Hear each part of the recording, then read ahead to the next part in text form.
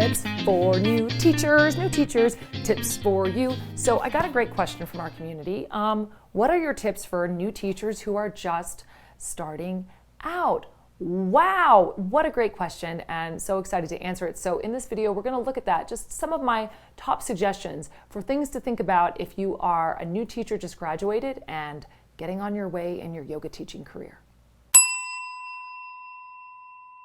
The first most important thing is practice. My new teachers, it becomes so tempting once you become a teacher to teach and not practice.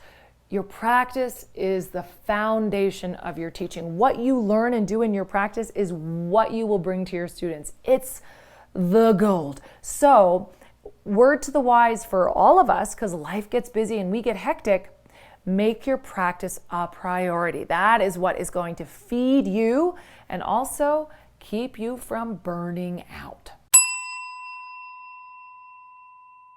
Tip number 2, go slow. Let your yoga teaching career evolve organically. Now, you might have an idea starting out like, you know what, I just want to teach 2 classes a week at my local studio, or I want to teach just to friends and family, or 5 classes is my max, that's what I'm into.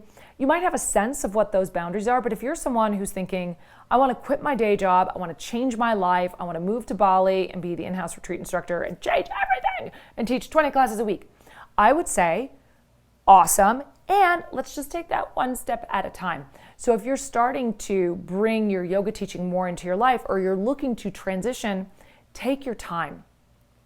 It's easy in yoga teaching and other kind of caretaking industries to burn out, right? To give all of that precious juju that you have out there into the world because we're so excited, and we tend to work for less than what we should sometimes because we want to give our yoga out into the world. And sidebar, new teachers, you should probably be working for less money because you're new and you got to kind of like get your experience in there, but that shouldn't continue forever. So just a little sidebar on that.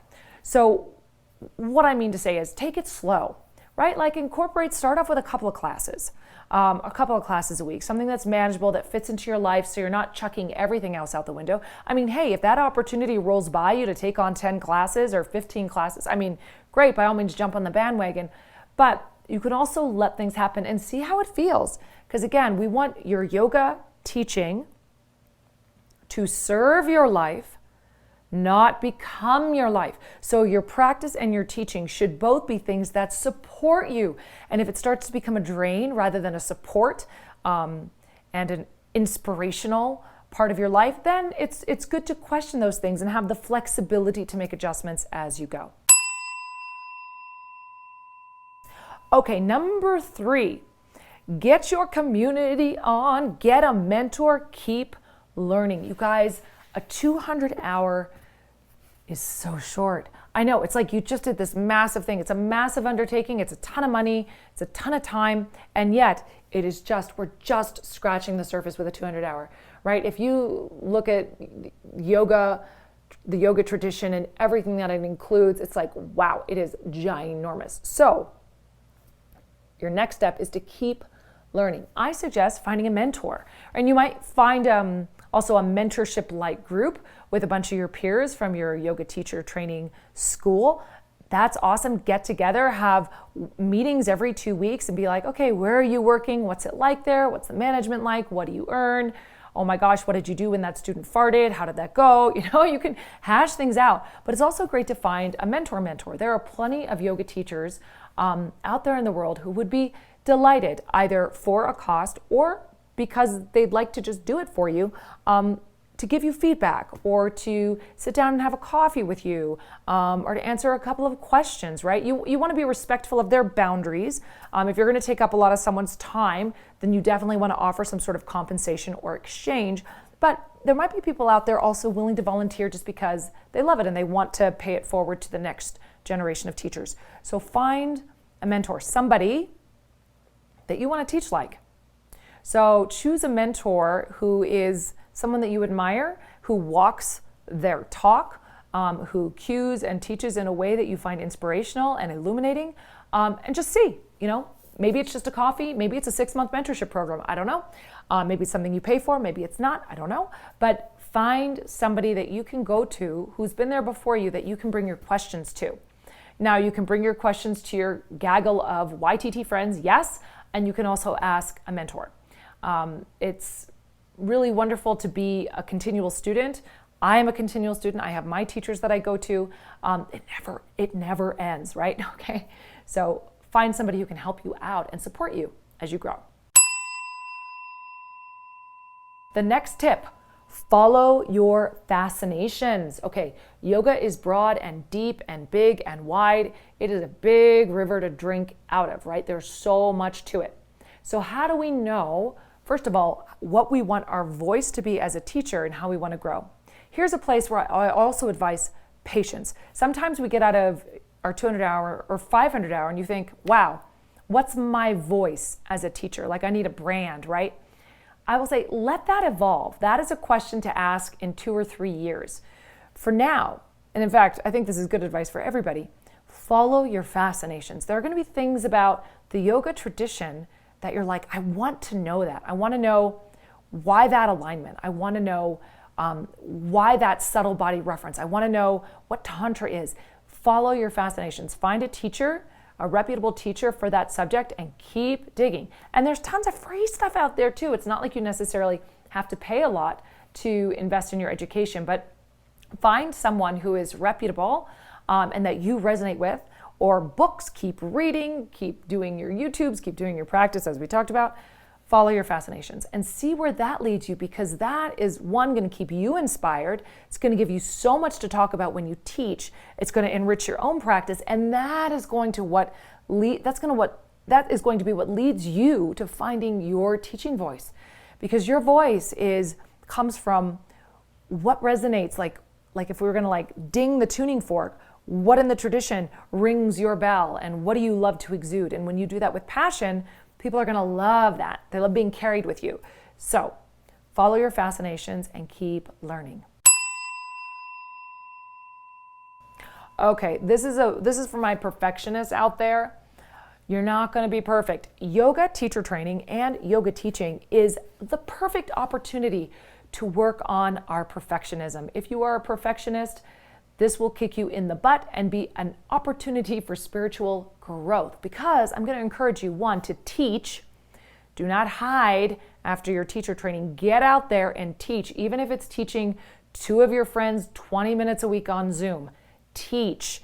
The farther we move away from our teacher training, the more distant it seems. It's really important to keep your wheels going immediately. And just teach your friends. You're just trying to get words out of your mouth and share some of what you know and love. And how this goes with perfectionism, guys, you're going to have to get out there and fail and try things and have it not go so well and go, that could have gone better. And one thing I really suggest that you do as a teacher is, especially when you're starting off, is to focus on, for a class, kind of one thing you want to work on, one skill you want to polish, right? You don't want to obsess about it because you need to be there with your students. But one thing you might say, in this class, I'm going to focus on not saying all the time. In this practice, I'm going to work on not demonstrating the whole time. I want to get up and walk around and look at my students. In this practice, I'm going to work on giving my students verbal assists. I'm going to say something specific to 3 of my students at some point in class, right? There's a whole myriad of things, but choose just one thing. If you try to do everything right or everything well, you will do nothing. It becomes like this huge muddy canvas. So when you're skill building and working on new skills that you will also accumulate throughout your years as a yoga teacher, choose one thing. And then at the end of class, you can have just a little moment with yourself where you go, hey, how did that go? How did I do? Self-assessment is key to growth, because honestly, folks, we don't get a lot of feedback. The teachers, the studio managers, the owners don't often come to our classes. So it's really important that we become adept at setting our own standards and rising to meet them. And that said, you can probably get by also not polishing your tools. You could probably get by for years teaching an okay yoga class. But if you want to become a better teacher, then we need to polish those tools up, right? So choose one thing to focus on, work on it in a class, and then go, how did it go? And again, not to the point of obsession. You don't want to forget about everything else you're doing, but you're just kind of highlighting one skill at a time so that you can really work on it and move that skill forward. Finally, last bit of advice, everybody, take the pressure off a little bit and enjoy the process. As I've said before, your yoga practice and yoga teaching should serve your life, not be your life. It needs to be something that lights you up, gives you pleasure, gives you an opportunity to connect with other people in a meaningful and authentic way. So enjoy the process. Your yoga practice and your yoga teaching are like a companion with you throughout life, where you get to also see how you're growing through the lens of that teaching. As you teach, you might notice like, wow, I really want to teach to this kind of, philosophical point. You'll start to dive into the depths, and through the process of teaching, you'll learn so much more about yourself. It can be, if you want it to, a companion for your whole life in a really, really soulful way. So there you have it, guys. There are some tips for those of you who are starting off after your 200 or 500 hour training. I hope they were helpful to you. More tips. If you have ideas, please put them in the comments below. You know I love to hear from you guys. Subscribe for more tips and all of that. If you have things you'd like to hear me talk about, please hit me up. I'm always looking for new ideas, and I'm very curious to know what you are curious about. So that's it, guys. See you on the mat.